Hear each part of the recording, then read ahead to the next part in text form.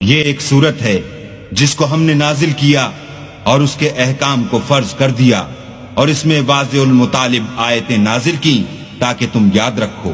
بدکاری کرنے والی عورت اور بدکاری کرنے والا مرد جب ان کی بدکاری ثابت ہو جائے تو دونوں میں سے ہر ایک کو 100 درے مارو، اور اگر تم اللہ اور روز آخرت پر ایمان رکھتے ہو تو شرع خدا کے حکم میں تمہیں ان پر ہرگز ترس نہ آئے، اور چاہیے کہ ان کی سزا کے وقت مسلمانوں کی ایک جماعت بھی موجود ہو۔ بدکار مرد تو بدکار یا مشرک عورت کے سوا نکاح نہیں کرتا، اور بدکار عورت کو بھی بدکار یا مشرک مرد کے سوا اور کوئی نکاح میں نہیں لاتا، اور یہ یعنی بدکار عورت سے نکاح کرنا مومنوں پر حرام ہے۔ اور جو لوگ پرہیزگار عورتوں کو بدکاری کا عیب لگائیں اور اس پر 4 گواہ نہ لائیں تو ان کو 80 درے مارو، اور کبھی ان کی شہادت قبول نہ کرو، اور یہی بد کردار ہیں۔ ہاں، جو اس کے بعد توبہ کر لیں اور اپنی حالت سنوار لیں تو اللہ بھی بخشنے والا مہربان ہے۔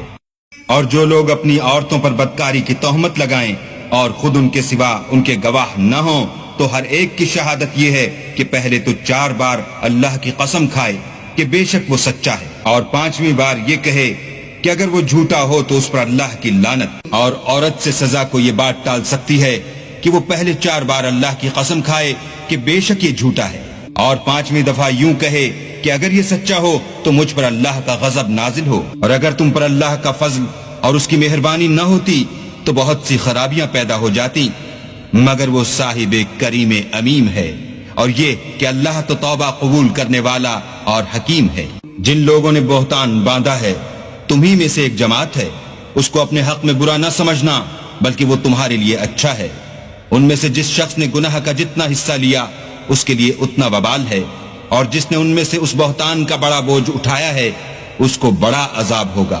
جب تم نے وہ بات سنی تھی تو مومن مردوں اور عورتوں نے کیوں اپنے دلوں میں نیک گمان نہ کیا اور کیوں نہ کہا کہ یہ صریح طوفان ہے؟ یہ افطرا پرداز اپنی بات کی تصدیق کے لیے 4 گواہ کیوں نہ لائے؟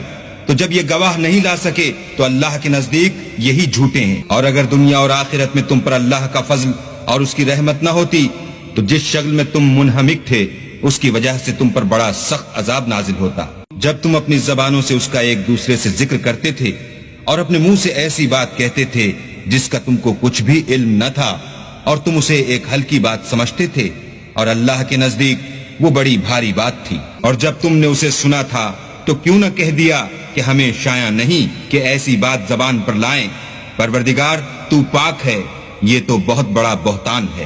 اللہ تمہیں نصیحت کرتا ہے کہ اگر مومن ہو تو پھر کبھی ایسا کام نہ کرنا، اور اللہ تمہارے سمجھانے کے لیے اپنی آیتیں کھول کھول کر بیان فرماتا ہے، اور اللہ جاننے والا اور حکمت والا ہے۔ جو لوگ اس بات کو پسند کرتے ہیں کہ مومنوں میں بے حیائی یعنی تہمت بدکاری کی خبر پھیلے، ان کو دنیا اور آخرت میں دکھ دینے والا عذاب ہوگا، اور اللہ جانتا ہے اور تم نہیں جانتے۔ اور اگر تم پر اللہ کا فضل اور اس کی رحمت نہ ہوتی تو کیا کچھ نہ ہوتا، مگر وہ کریم ہے، اور یہ کہ اللہ نہایت مہربان اور رحیم ہے۔ مومن و شیطان کے قدموں پر نہ چلنا، اور جو شخص شیطان کے قدموں پر چلے گا تو شیطان تو بے حیائی کی باتیں اور برے کام ہی بتائے گا۔ اور اگر تم پر اللہ کا فضل اور اس کی مہربانی نہ ہوتی تو ایک شخص بھی تم میں پاک نہ ہو سکتا، مگر اللہ جس کو چاہتا ہے پاک کر دیتا ہے، اور اللہ سننے والا اور جاننے والا ہے۔ اور جو لوگ تم میں صاحب فضل اور صاحب وسعت ہیں وہ اس بات کی قسم نہ کھائیں کہ رشتہ داروں اور محتاجوں اور وطن چھوڑ جانے والوں کو کچھ خرچ پات نہیں دیں گے۔ ان کو چاہیے کہ معاف کر دیں اور درگزر کریں۔ کیا تم پسند نہیں کرتے کہ اللہ تم کو بخش دے؟